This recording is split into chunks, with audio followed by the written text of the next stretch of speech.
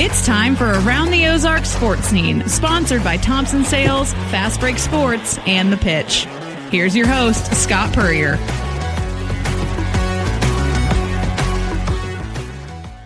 Welcome into another edition of Around the Ozarks Sports Scene. I am Scott Puryear. As always, big thank you to our listeners and viewers for tuning in this week. Going to talk high school sports as we do about 3 times a year with my buddy and the lifeblood of KY3 in the Ozark Sports Zone, Chris Parker. We'll get to him in just a second. Want to welcome on a new sponsor this week, my friends at Thompson Sales, Thompson Buick GMC. Coming on board. We'll be visiting with probably Miles next week, I think. Come on and talk about all the great things at Thompson's. I've been buying cars there since the early 80s, and I could go back and list all of them, including the beautiful red and silver Pontiac Transport from 1991-ish or so. But we'll talk more about Thompson's, Fast Break Sports, and the Pitch Pizza and Pub at the end. But as I mentioned, time to talk high school sports. Get caught up with the Walking Sports page, Chris Parker of the Ozone. Hi, Parker. How are you? Doing good. How's life treating you? Doing great. Thanks. I don't know if I should I never call you Chris. I mean, it's always Parker. Yeah. What do they call you at KY3? Parker. I've got friends people I've been friends with or acquaintances with for a decade that when someone calls me Chris, they go, who? I thought his name was Parker. So, it's a level of status. Like at Drury, they don't call Brian Reynolds. They call him Reynolds. And, it's like Pele or people like that have achieved one name status. You will be Parker from here on out, too. So, well, also you have KY3. We've got me as a digital guy, and then both of the other digital guys at KY3 are named Chris. So everybody who does digital at KY3, we're all Chris's. I didn't think of that. Yes. So this is a way to distinguish that. So lots to get to on the spring sports scene. Again, we bring Parker in 3 times a year before playoff time to kind of sort it all out. We mention every time the good old days when we had a newspaper with agate pages that had scores and calendars and results and everything else. But now with deadlines around noon for the next day, I don't think that's possible. And I know Wyatt would like to have it other than that and not be the one-man band, but it is 2025 and that's the way it is. So before we get into the high school sports, I want to talk about a big high school sports event coming up a week from tomorrow. It will be the announcement. Is it Tuesday or Wednesday? It's Tuesday. It's the 13th now. So it's Tuesday, isn't it? Tuesday. Yeah, originally was a Wednesday, I think, when it was April 30th. And then we're talking about Jackson Cantwell's big announcement on his college destination. Of course, he is the number 1 recruit in the 2026 class, number 1 offensive tackle in the country. Also a state champion shot putter the last 2 years, and does he still hold the national not record but national longest leader. Throw this year? Yep, he's the national leader. He re-extended it at one of his meets. He said he took the original national lead at the Jim Vaughn Invitational. He almost threw it out of their new pit there they built for college kids, and then he extended it at a later meet by a couple inches. Yeah, and he will be deciding a week from today between Oregon, Georgia, Ohio State, and Miami, his college destination, and to go to one of those football powerhouses and also throw the shot put as well is the plan. But Parker, I've said it on here before, the Dorial Green Beckham stuff. Were you here yet then or not? I got here about six months after his announcement. After his deal? Yeah, it was big, but I mean, you knew all along it was just football, and of course, it was I want to say he was down to 2 or 3 at the end, pretty clear cut for quite a while. Yeah, I mean, Jackson Cantwell, could literally go wherever he wanted in 2 sports, and not many kids narrowed their list to 14 at one point, but that was the case with Jackson. And what will your coverage be like next Tuesday? And I think the most interesting and entertaining part may be the race to see who gets the first tweet out about his announcement. Oh, yeah. And well, we'll all hope that the HSN over there can handle all the cell phones going at once. Maybe need to bring in an extra cell phone tower or booster. I'll be over there. Sully will be over there. We'll have one of our photogs over there, just trying to cover it from all angles. I'll probably be there with my 400 millimeter lens somewhere in the back, trying to get the shot of him when he announces. It's it's going to be a whole deal. I haven't, because I didn't go to DGB's. So this will be the biggest announcement that I've ever been to in person. Should be a lot of fun. My son Nate is working on the intro video for Jackson, and I put a post up on Facebook a couple of weeks ago after they shot that, and Jackson had a Georgia T-shirt on, and of course the first thing you have to say is don't read anything into that because they shot stuff with all four schools here. So, but I honestly, his mom Terry is very open about the process, and we appreciate that. Just she's had thoughts the last couple of days on Miami and Georgia, and I'm sure there's more to come with Oregon and Ohio State.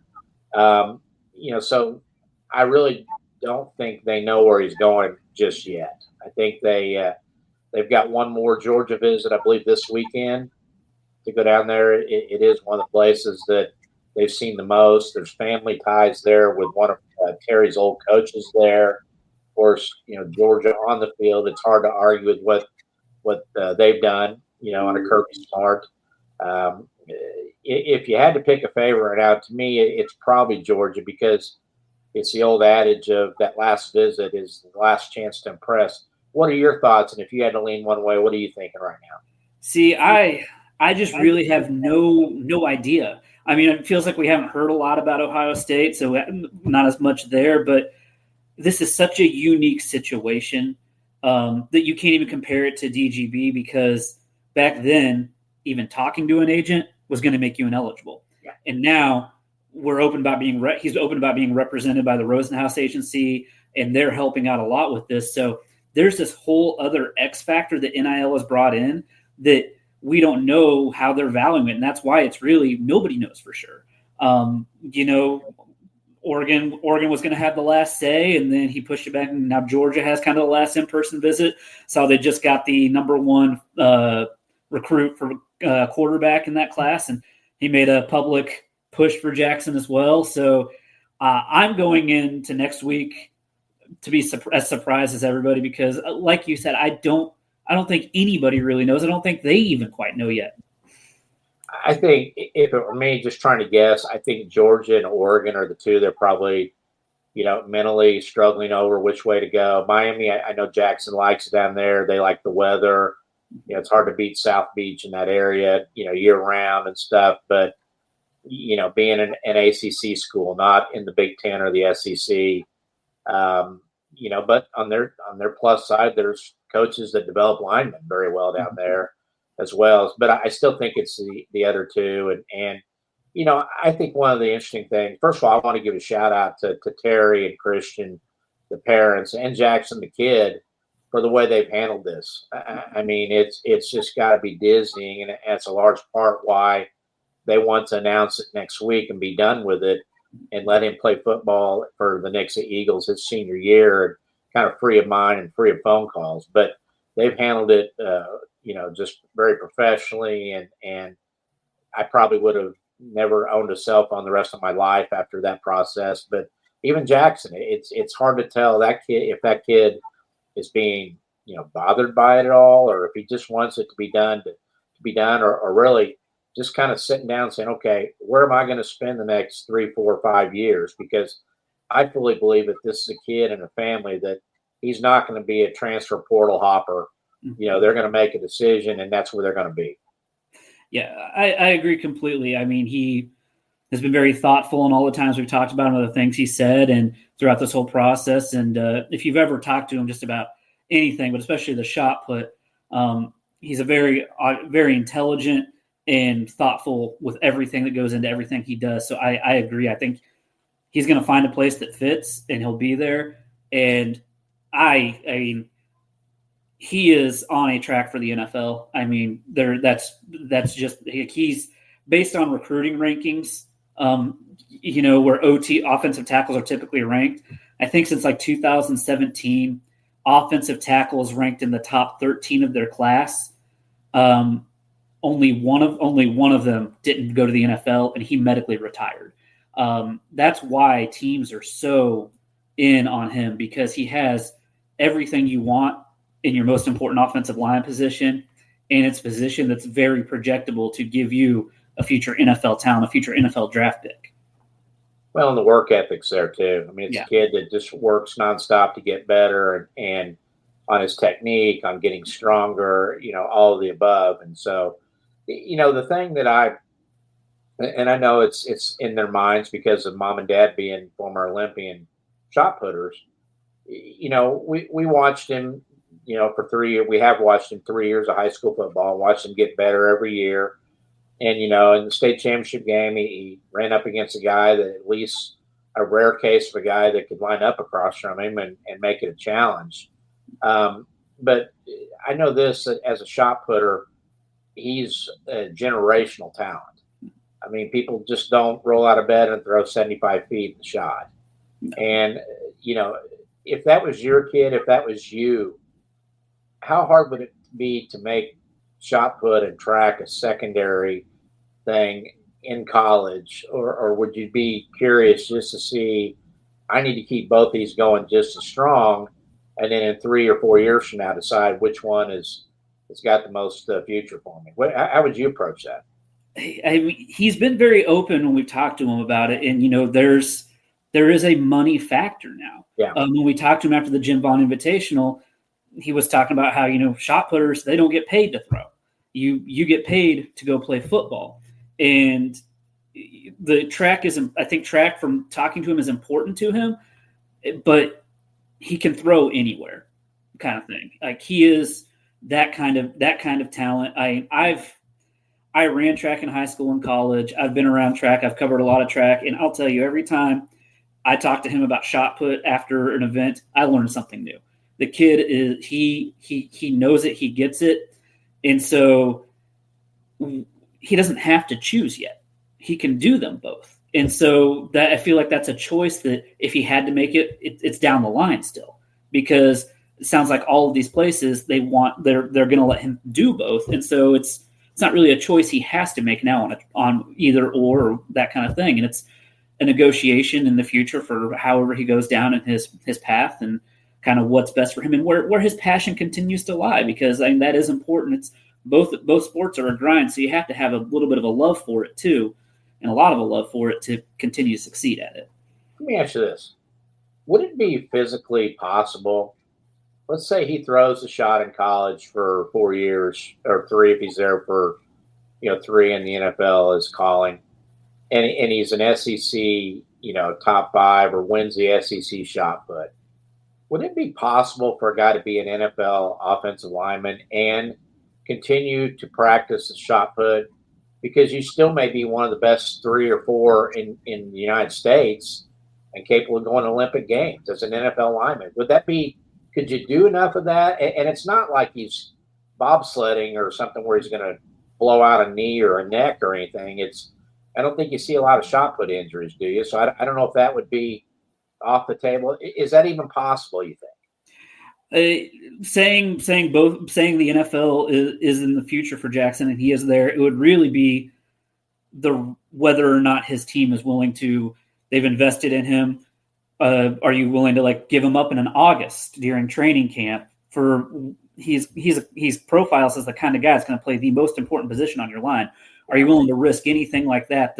I know this next Olympics is in LA, which is he'd still be in college for that, but the Olympics after that, where he would kind of be entering his prime, that's in Australia. So you would be sending him all the way over there. Is it possible? Yes. The Patriots back in the day, they had a guy who can't remember his name off the top of my head, but he played for the U.S. rugby team in the Olympics. There's always things you can do there. I know this next Olympics, the NFL players really want to be in the flag football. A lot of them do, and that's going to be a negotiation there, and obviously that's a lot higher risk. So is it possible? I believe so, but it'll just depend on what situation he's at professionally at that point. Well, and the NIL money now, I mean, we've seen all kinds of stuff online. Did you show me something that they're saying $4 or $5 million a year is the benchmark, or 2, or I don't know. What did you see? The numbers just keep going up, and with NIL, there's all this stuff in the legal cases, and kind of the stuff I've read is there's a lot of front loading going on with NIL right now because eventually these court cases are going to be settled, and you'd have to talk to somebody with a legal mind to really get into the nitty gritty. But in my layman's terms that I understand it is, there may be some caps coming or a little bit more guardrails coming. So a lot of this year's classes are getting kind of front-loaded deals ahead of potentially that. Essentially think of it as you're in an uncapped year, and it's not going to affect your salary cap going forward, so you take advantage of the uncapped year. So the numbers are all wild. They're out there, and you just don't know. It's not like professional sports where they announce it. It's all hearsay, and you don't know how much of that is posturing by teams, or how much is posturing by agents, or how much is posturing by the players themselves trying to drive bidding wars. So you see the numbers out there, but what's real and what's not real, only those in that room really know. And what'll be interesting is, we thought Oregon was going to be the last stop on the visits, and then Georgia squeezes in and pushes that back. that quarterback battle, was it Jared Curtis, I believe was the name? Yeah, I believe so. That Georgia got the commitment from. That was Georgia, Oregon on that one too. Mm-hmm. And what we talk about today with NIL money, if you're Oregon, you don't want to lose twice to Georgia on the two biggest guys in your 26 recruiting effort. Who knows what that number may go to now? Yeah. If they had an X amount earmarked for two high-level recruits and one of them goes somewhere else, do you not have that money? That's why the prediction is just so hard in this day and age, because you don't know within all the players involved, between Jackson, his family, the agencies, and the coaches, kind of what's the most important factors and where are the numbers at, and kind of there's just so much behind the scenes that predictions are just basically impossible. Well, and we're talking about this because by the time I take next week, his decision will be out. So I wanted to touch on it. And I guess my biggest hope is that the Rosenhaus firm drops the ball and he hires the firm of Parker and Puryear to handle all future negotiations. I mean, we could probably leave our day jobs and do that and be okay, couldn't we? Oh yeah, the agents make a lot of money. Anytime there's contracts, the lawyers, they take their piece. Well, we'll talk more about that on our next visit, but wanted to get into the high school. It's championship season. We're actually doing this a week or two earlier than we normally do. I normally have to ask you about stuff that already happened. We're kind of out ahead of it this time, but let's start with high school baseball. About a week and a half left in the regular season. You look at the state polls that have come out this week, and kind of the familiar faces: Nixa, Willard, Rogersville. They're in classes 6-5-4. Mm-hmm. That Nixa district's going to be another fun one. And is it at Nixa, or where are they holding it? That one I believe is at Nixa this year, and it's insane. Glendale, my bad. Glendale hosts it. They got the turf on the infield now. Okay, that's it.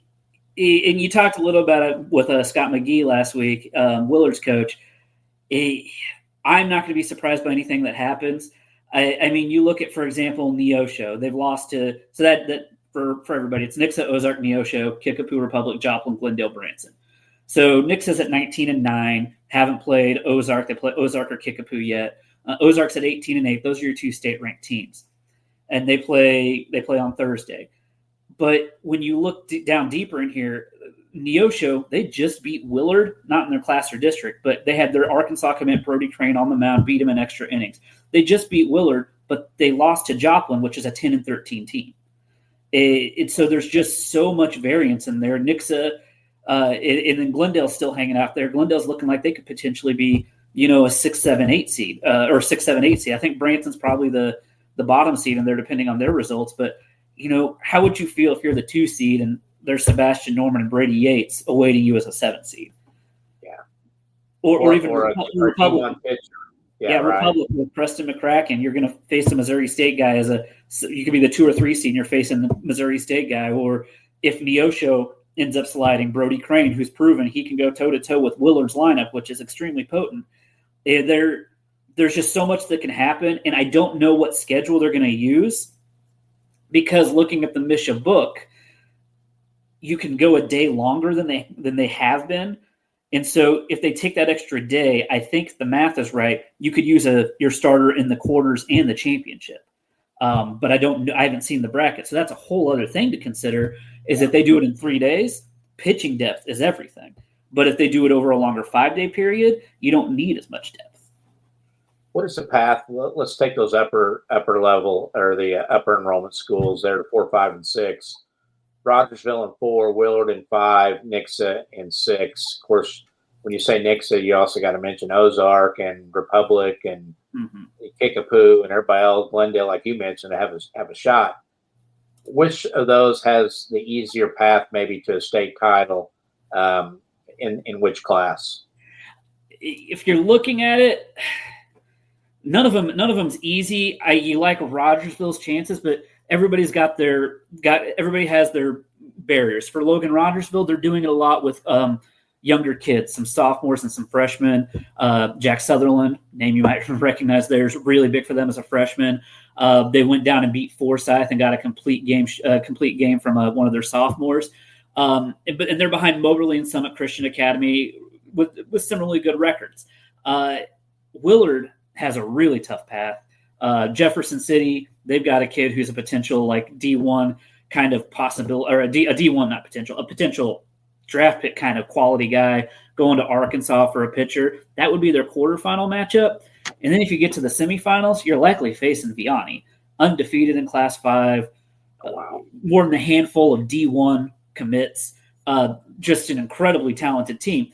And then you go down with Nixa, you're looking at Rock Bridge is likely their quarterfinal opponent. They're again, it's baseball. Anything can happen, and we know that. And it does happen all the time. So you're looking at the Rock Bridge team that beat Willard 8-3.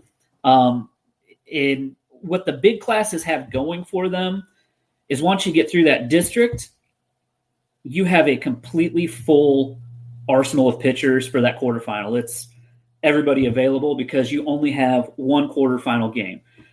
The district championship serves as a sectional and a district title.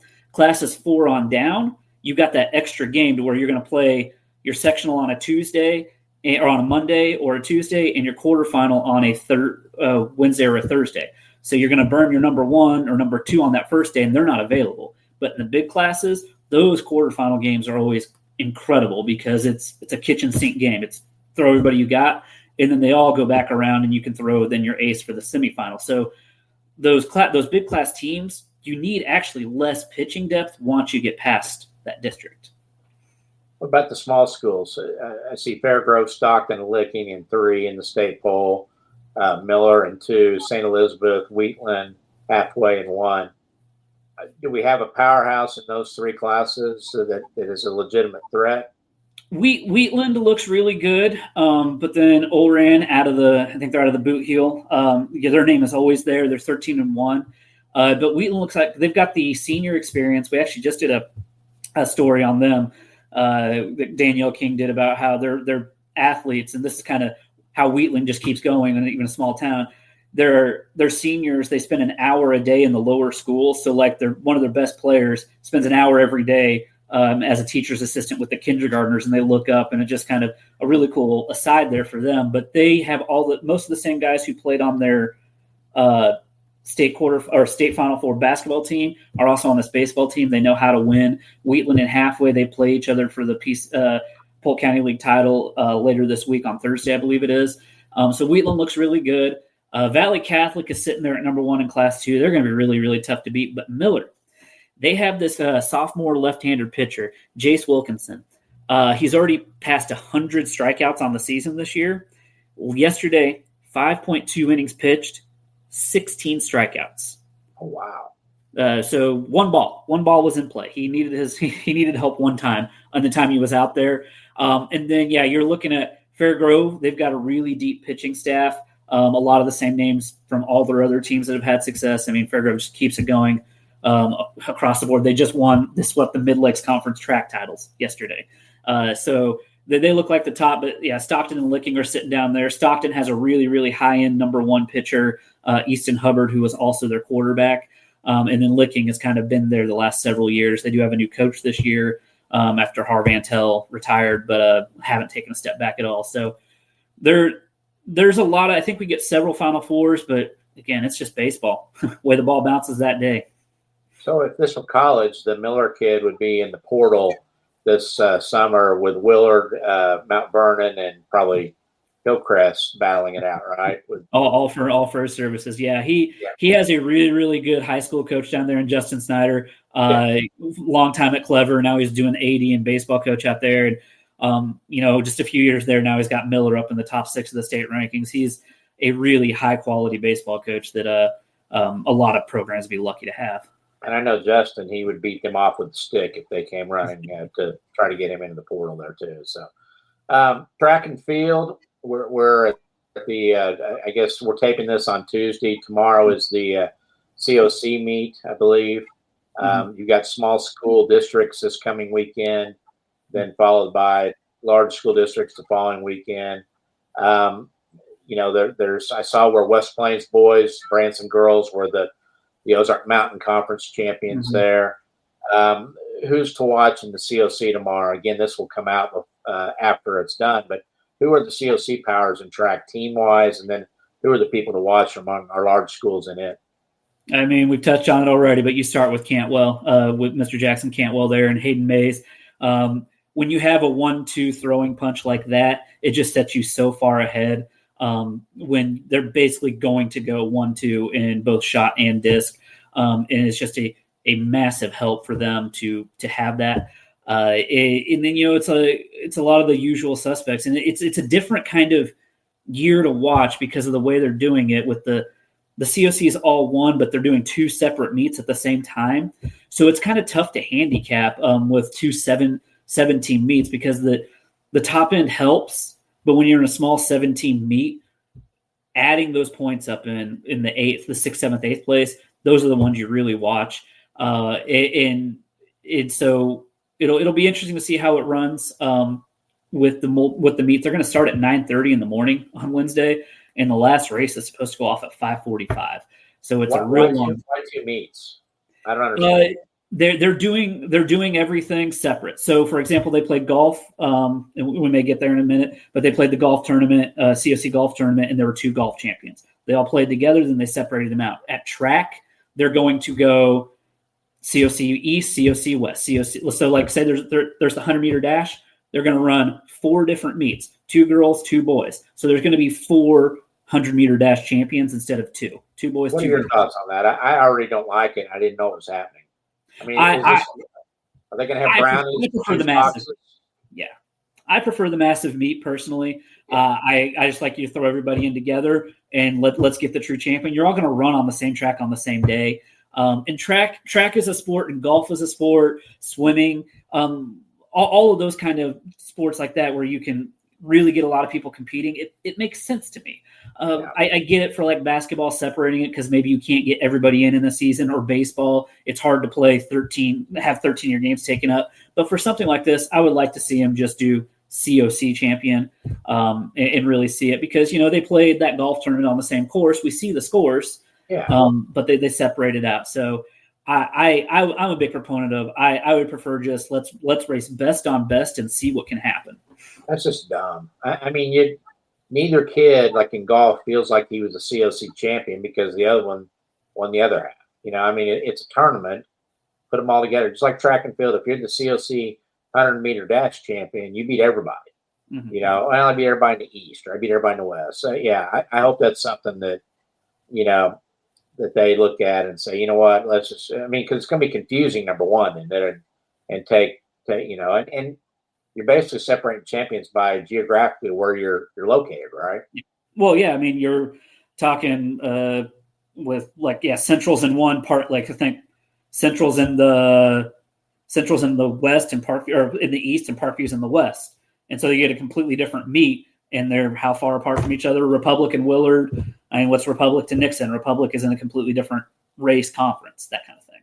Don't like it, but they don't ask us. So maybe if they invite us in, we'll give our plea for make it one title there. So who are some of the individuals like sprinters? I know there's Ozarks got a good sprinter, right? That's state level class, I believe. Is it Williams? Yeah, yes. He's really good. He won the at the Jim Vaughn Invitational. He's put up great times. Just in Class 5, the competition level there is so insanely on just a different level with all those St. Louis and Kansas City schools. When you win in Class 5, you are a high-level D1 athlete. So when we get to that level, even if you're finishing top, even if you're making the final in the 100 in Class 5, you are truly the best of the best. And so I foresee most of our state champions coming from classes 1, 2, and 3. We have a lot of number 1 marks in classes 1, 2, and 3. Class 5 will have fewer champions, but they'll have the best times in the area. But the competition level just goes to a completely different level at the state level. Mix of relays, I see they do really well too, don't they? On the boys' They do side? really well, and relays are always you never know who's going to go all out in the postseason for them, because it's for some coaches it's a math problem. How many points we want to score at state? Can we get a kid through to the finals here? Are they better off here? So once you get to the finals there, and I always use the 4x8 as an example.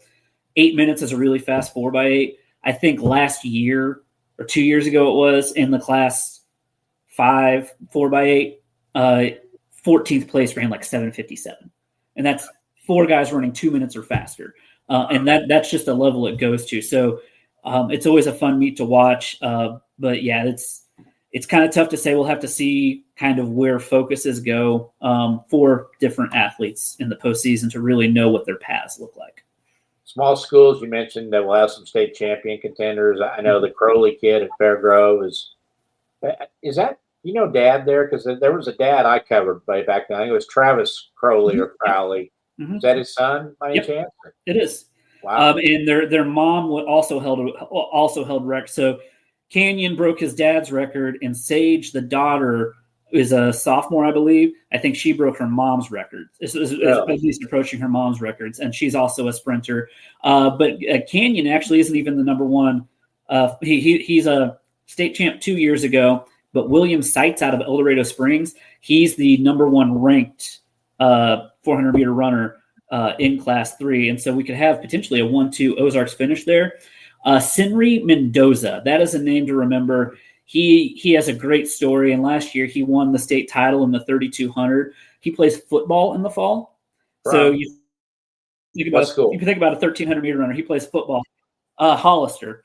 And okay. He's got a 153.8, 4:12.16, and 9:17 3200. Leads Class 3 in all 3. The distance triple is really hard to pull off. And he's actually from Venezuela. He moved here when he was 10 or 11 years old. And so he is he's just such a great story to follow. And yeah, Brady Rip out of Stratford, he's got the number 1 height in the high jump. If you step down to even Class 1 out in Dora, Cade Nold, he's something else. He actually is a 800-meter state champ. He's trying to break the Class 1 record in the 800. That's kind of one of the goals he has. But he went up and they had him run the 100-meter dash at the SBU Invitational. So you got this 800-meter state champ. And at the SBU Invitational, amongst all these sprinters, he takes 5th place out of 105. Wow. Just gets into the 100, gets into the blocks, runs an 11.4, something like that. And he's a kid who could win at the 200, the 400, and the 800 distances up there at state. The El Dorado Springs girls, all those same basketball players and volleyball players, they're also back-to-back 4x8 champions. They won the 4x4 last year, so they still have that high-quality, high-end ability there in their relays on the track. They'll have a lot of competition there. Licking's Jaden Barnes, she's number 1 in javelin. Not in our area, but it is kind of interesting. The number 1 javelin thrower in the nation from Adrian has a best of 213 in the javelin at the Kansas relays. So Class 1 kid out of Adrian is the current leader for the state for the national javelin. So I did find that one really, really interesting. What year is he? He, I believe, is a senior. Okay. Is he committed somewhere? Or? I have not seen that information on him. I mean, once you throw 213 and you start throwing 200s consistently, that's when you really pick up notice of D1s. It's, kind of you want kind of like golf. You want to see that consistency, and that's really what sets people apart, and the ability to go low for all the throws and the jumps. You want to see them consistently hitting that number. Girls soccer, is it the usual suspects as far as teams that have a chance to win districts and see how far they can go in state? Is state St. Louis bound again, or where? Yep, still up there. Nixa is your top team in Class 4 right now. They have a big matchup with Ozarks. So Nixa and Ozark baseball, and Nixa. That's the other thing the COC has done this year. So when Nixa and Ozark baseball play at Nixa on Thursday, Nixa and Ozark soccer play at Ozark. So they do that for all of them. So baseball and soccer play at the same times, same days, different locations. And so you got the Nixa Ozark showdowns there. Kickapoo's already beaten Ozark. So if Ozark were able to beat Nixa, you got a 3-way tie there. You drop down to Class 3. Catholic looks like the class, but Willard has been really good. They've won 12 in a row. They just shut out Republic yesterday to really kind of take control of that COC West. Caitlin McGee, she is now their all-time leading scorer, which Dylan Owens, I thought her record would stand there forever. She was a D1 soccer player, and she's broken her career goals record, and she's going after Jada Holloman's single-season record. I think she's got about 13 more goals to get to that. So Catholic and Willard look really good there. Class 2, Rogersville looks like the best. Maddie Lou Schubert, she is only a sophomore, and she's already scored 100 goals for her career. She scored at Rogersville? At Logan Rogersville. She's already scored 100 goals. She just did it against Parkview to get to 100 goals for her career. So you can do the math on that, on where her career is going goal scoring wise. And then down in Class 1, Lakeway is traditionally the power there. They look like they're the best again this year. But that's kind of what you're looking at in soccer. We're in boys golf season this spring. Saw where Lebanon and Neosho won the split COC titles. Mm-hmm. Were you a little surprised by that either way? Not really. Lebanon, they've got really good depth. Ethan Mustard, he was the third place finisher for them. I mean, what a really, really incredible top end of that tournament was for the COC East, with Noah Noggle, Missouri State commit, going 68. And then Lebanon had 2 guys go 69 and 69. So they have that depth there. Not surprising at all. Mustard, Noggle, and Haney for Lebanon all could compete for state titles, depending on kind of where that goes. And then Beckmeyer won with a 75 on the COC West side of it. Individually. Missouri side, any case in I believe so. I think so, but not 100% sure. So, well, and Mustard's been around, I think, in the junior stuff in the summer too. I understand with his game that if Mustard's in the lead, it's hard to catch up. He went right over your head, didn't it? Huh? Right. Mustard catch up. Oh, gosh. Yeah. Feel free to use that on the Ozone anytime you'd like there, Parker. If you I will say one more. Jackson Bailey from Monette became a 4-time Big 8 champion. Oh, wow. 4-time individual Big 8 champion, and they won it and they won the team title. He is another real threat for a state title individually. 4-time individual champion in anything really tough. Districts next week on golf, correct? You have some districts going. One district, the local Class 3 district goes tomorrow in Nevada, Wednesday, I should say. Thursday up at Payne Stewart is the Class 2 district.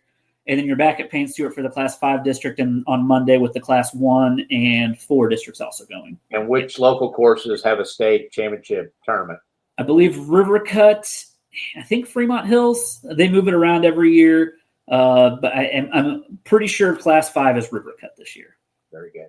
Spring softball, not one that a lot of people, are very familiar with. They have a spring softball season, but some of those smaller schools do fall in spring. Explain that again to me, how they decide. Can you play both for a state championship, or do you have to pick one?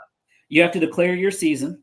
And so for example, Norwood is a fall softball team. They play fall softball, but they do play a spring softball schedule that just doesn't count for anything Misha related. To be a spring softball team, I don't know off the top of my head what the enrollment is, but it's at a certain level. So Ozark can't drop down to spring softball. It's kind of like 8-man football. You can only play 8-man football if your enrollment falls below a certain number. It's the same for spring softball. So you've got a lot of, most of our small school programs outside of the Summit Conference and outside of the Polk County League really are now spring programs. And you see it in the state rankings where we have in Class 2, 12 of the 17 teams mentioned in the Class 2 rankings are Southwest Missouri teams. Okay. Do we have somebody that's a legitimate threat to win our state championship? Who would you pick out of those? I will go on record saying I will be stunned if we don't have the Class 2 state champion locally. You've got Warsaw and Skyline were both tied for number 1 in the most recent rankings. They share a district. Warsaw beat Skyline 4-0. Warsaw has a pitcher named Briley Brewster. She is going to Missouri State, and She has 178 strikeouts and 79 innings this year. When I wrote my midseason notes, or my pre-district notes, I should say, she has 6 walks. She's walked 6 from 5 no-hitters. Scott, she has 1 more walk than no-hitters thrown this year. And what year is she? She is a senior. She will be playing for Missouri State next year. Nice. And then Diamond and Mount Vernon are number 3 and 4 in the state rankings. Diamond's the defending state champ. Diamond and Mount Vernon, they share a district. And then Fair Grove is at 6, Stockton's at 7, Miller's at 8, and El Dorado Springs is at 10. We could have Diamond and Warsaw. We could have 3 of the 4 Final Four teams in Class 2. The way the bracket breaks, and I expect to for sure get 2, unless just the craziest things happen. Down in Class 1, Plato's number 3, Liberal, Lockwood are tied for 5, and Purdy's number 7. But yeah, you're looking at that Class 2 state championship could be all local down there at Meadow Park this year because of the renovations going on at Killian. And yeah, the area is very, very well represented in Spring State softball. Lastly, don't want to forget boys tennis. They're actually out a little ahead on the postseason schedule now, correct?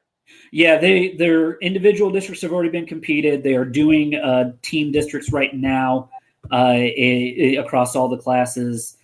Joplin's sitting at the number 1 seed, probably our best Class 3 team. Our best Class 2 team is probably Branson this year. They're the one, and then Central's also really good. And then down in Class 1, you're likely looking at Bolivar and Catholic potentially as a quarterfinal to try to make it to the Final Four. And that is still here in Springfield. They kind of moved things up a little bit because they used to play like everything the same week with team and individual, and now they do team 1 week and individual another week. So it's a 2 weekend situation, which kind of extends their postseason a little bit and makes that to go earlier. And individually, is it pretty much going to be a champion from a private school in Kansas City or St. Louis for the most part? For the big classes, yes, and that's just how it's been. But the small classes, we always have a chance. Bolivar's got some really good individuals, and they found success both boys and girls recently. It was really big for our area for the 3rd class to be added because with the multiplier, a lot of those private schools have moved up, and a lot of those bigger schools are moved up. So it opens up that smaller class for a little bit more success locally. Because I mean, it's not often you think of Bolivar as a Class 1 school in anything. But they're a class that gives you an idea of how large the schools are that play. And so, yeah, Bolivar's a Class 1 team. And I think we could have some competition there in Class 1, but Classes 2 and 3 is just kind of like state track in Class 5. It's another level of tennis and track there. Before I let you go, where's the traction on boys volleyball? How many schools we have playing in the area? Is it just one? Is it only Nixa? Mm-hmm. Are you surprised by that it didn't? And is it something that is just not going to work down here? I am surprised by it, and I think it will work. So you have a lot of emerging sports, and I was having this conversation because like lacrosse has been emerging for a long time, but you have to have a certain amount of teams play it. The problem with lacrosse, I'm getting traction, is you need a field. It's special markings, and a lot of the football fields around here aren't marked for that. And you wouldn't want to add lacrosse markings to soccer markings to football markings. But volleyball, everybody already has the facilities. You already have coaching staffs. I don't see why it hasn't taken off more yet. Because just there's a lower barrier for entry than there is for the other sports. And just like flag football, I expect flag football is just approved to be an emerging sport. I expect flag football to be a full MSHA sport within the next 4 to 5 years because the infrastructure is already there for it. And to answer your question, I'm very surprised that more teams haven't picked up on boys volleyball because you just need the players. You've already got the courts. You've already got the volleyballs, that kind of thing. Parker, as always, appreciate your time. I know we'll see each other next Tuesday for the big announcement, and try to get some sleep sometime before June 15th, okay? Oh, yeah, it's a marathon sprint here until June 7th, and then relax until football camp start. Vacation for like 48 hours, and then start up again, right? So, hey, Parker, appreciate you. We'll talk to you later, okay? Take it easy. You bet. Chris Parker, the Ozone, one of our favorites because, as we always say, he knows the backup catcher at Koshkonong, if you ask him. He's got the names down and, of course, the stats and the numbers, and we always appreciate his time and his insight. So I want to thank our sponsors again. We have a new one, Thompson Sales, Thompson Buick GMC. Of course, been selling cars in the area since 1919. The Thompson boys when I first got to Springfield in the early 80s, I bought a car out there when the late George Thompson and his brother Lynn were running the show. And they, since that day, treated me like family, treat everybody like family. That's the treatment you get at Thompson Sales. Now Miles and Tyler and Lynn are running it, and you've got Alex and Troy Thompson there as well. Family business. They treat you like family as a result. Go see the Thompson boys there at Thompson Sales, 1555 East Independence in Springfield. Big thank you as well to Fast Break Sports Cards, 3109 South Campbell. Of course, they are your area leader for sports cards and memorabilia, whether it's supplies, whether you need looking for that hot rookie card of a new guy or an older card. They've got them there, Fast Break Sports. We're going to head back out there here in the next few weeks for another live interview or tape the podcast out there and have a special guest, so stay tuned for that. And the Pitch Pizza and Pub in the Southern Hills Shopping Center off East Sunshine, right there in the middle of the refurbished shopping center. Of course, the Pitch is your place for a great lunch or dinner, whether it's your pizzas, calzones, subs, appetizers, including their smoked wings. They've got frosty beverages and a very sportsy atmosphere to watch the games, meeting rooms as well. So if you need a place to have a networking event or any kind of function with a group, give them a call at the Pitch Pizza and Pub. We appreciate their sponsorship, and as well with Thompson Sales and Fast Break Sports. That's going to do it for this week's edition. Thanks again for listening and watching, and we'll see you next week on Around the Ozarks Sports Scene.